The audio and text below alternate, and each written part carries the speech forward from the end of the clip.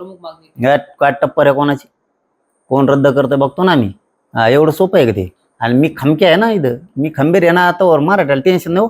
4 दिवस लेट, काही दिवस लेट, पण मराठवाड्यातला मराठा ठोत नाही आणि पश्चिम महाराष्ट्रातला एकही मराठा आरक्षण वाचवून ठोत नाही. तेव्हा BJR लागू करून घेणार आहे.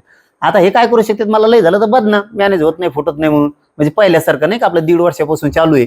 एखादा व्हिडिओ करा तयार याचा, काहीतरी याचे रेकॉर्डिंग करा तयार, टाकून द्या, बदनाम करा. हे फक्त बदनाम करू शकतात. शरण नाही आलं ना एखादा खमक्या, तर मग हे असे बदनाम करतात, डाग लावायचं काम करतात.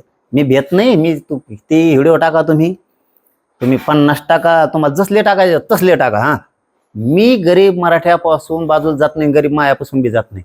आणि आम्हाला दोघाला एकमेकापासून बाजूला जाऊन चालणार नाही. दुसऱ्यावर विश्वास ठेवून मराठ्यावर आपल्याला जमणार नाही. कोणी काही व्हिडिओ टाकीन, कोणी काही रेकॉर्डिंग टाकीन, त्यांच्यावर विश्वास वाटलं आपलं गरीब मराठ्याचं होईल.